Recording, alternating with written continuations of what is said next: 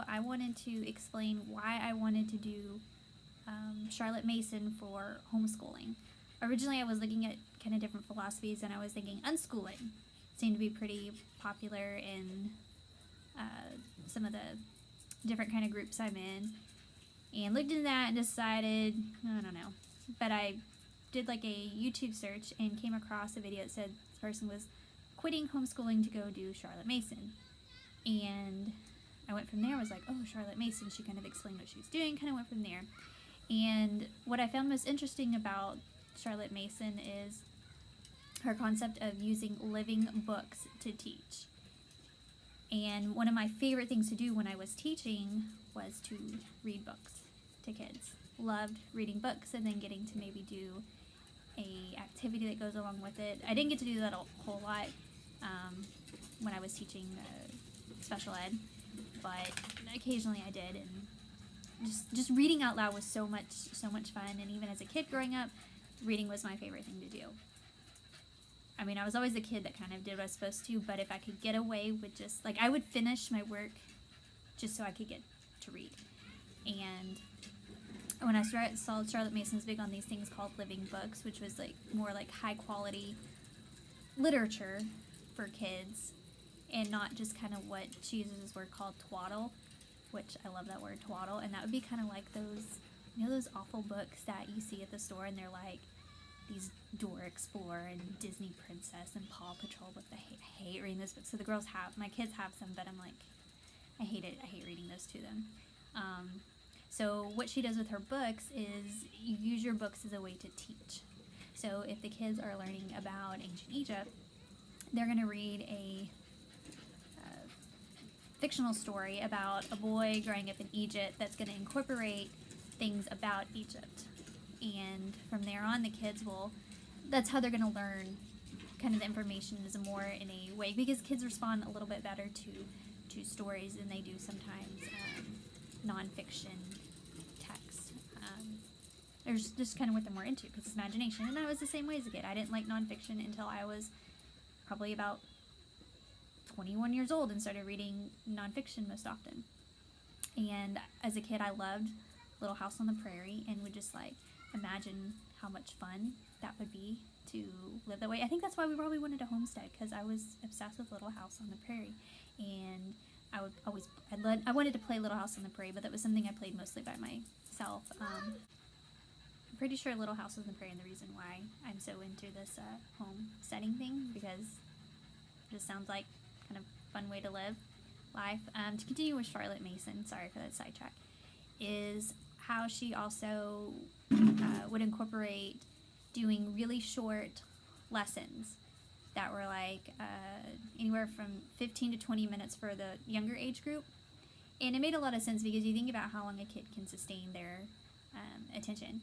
And in the public school system, the school I was at, there was a model overall to push towards these mini lessons where you're only instructing for 15 or 20 minutes. That is extremely difficult for a teacher to do with a class of 20, 25 kids. Yes, it's great, it holds their attention, but that's really what the way it would be in public schools is they 20 minutes given the instruction, and the kids had to go and do some kind of group activity, independent activity. So it really was, the whole lesson was really more an hour or so, because you had a certain time block to teach a subject. Whereas in the Charlotte Mason was like 20 minutes to do science, 20 minutes to do reading, 20 minutes this. So you've got multiple subjects that you're doing, and they're short. Now they get older, you know, maybe you're looking at 45 minutes, but for the young grades it seemed to work. She also seemed to really understand little kids.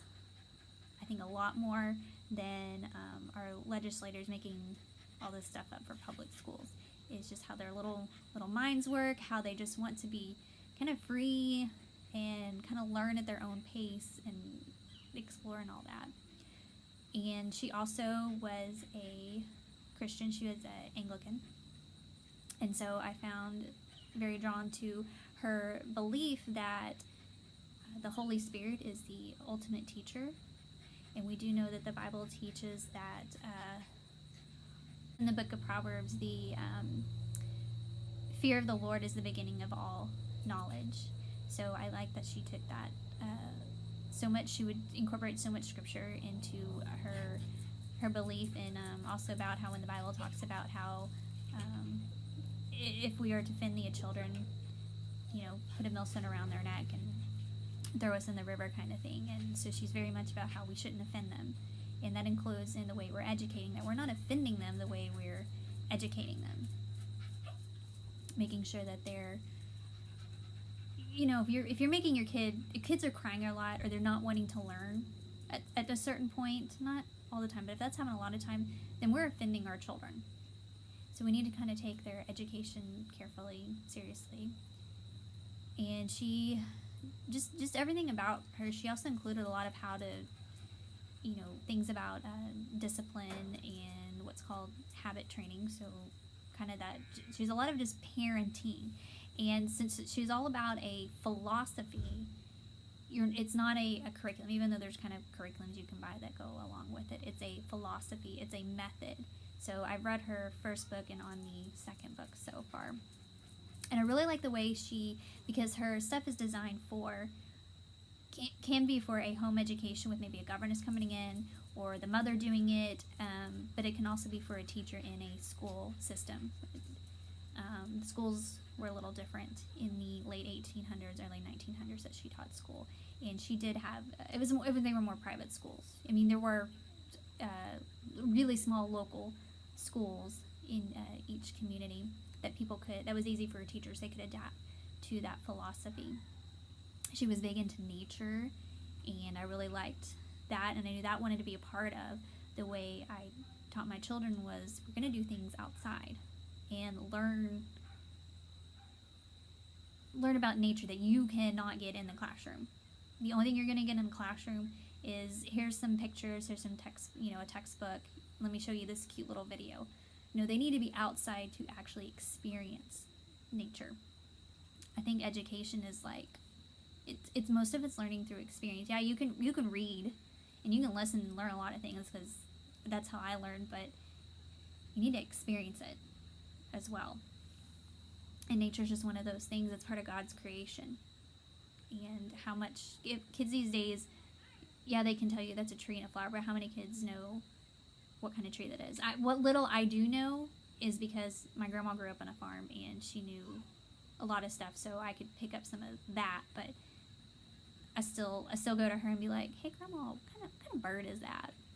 And she just knows everything. She's in her 80s, and she's kind of our green thumb person in the family.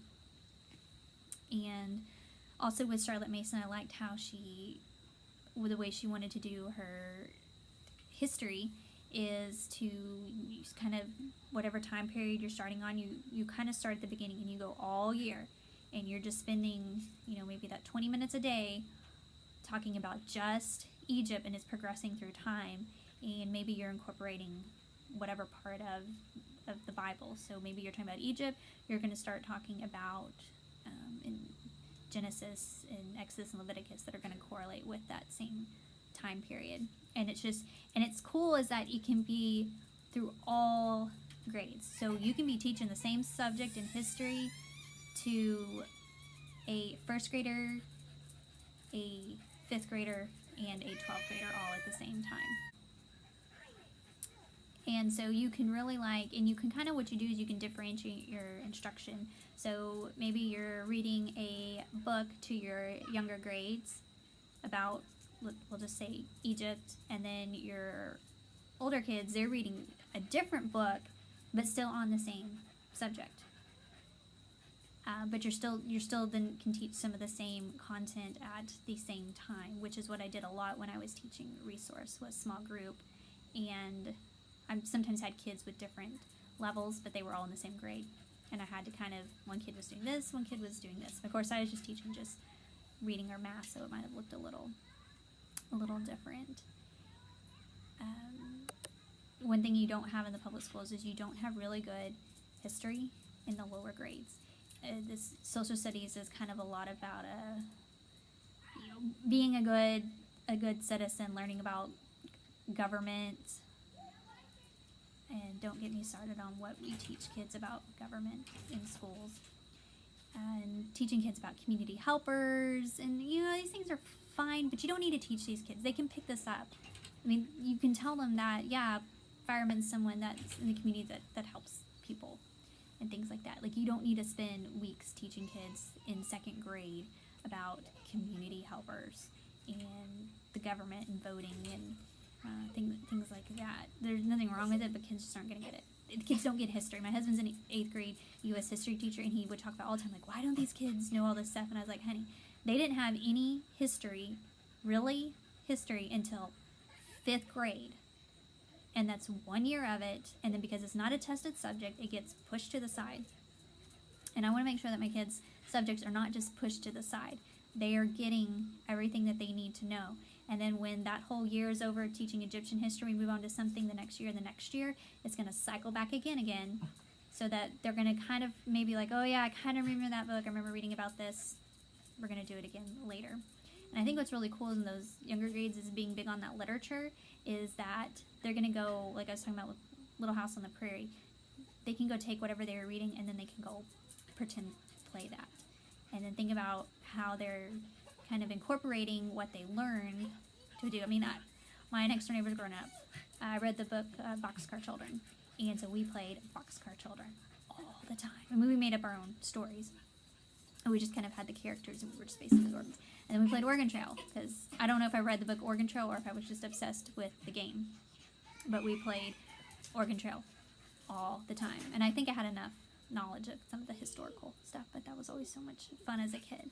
And so that's kind of what I want for my kids to be able to experience some of that same stuff. All right, I wanted to read you this quote that she has in her book of Volume 1 of A Home Education. And she says,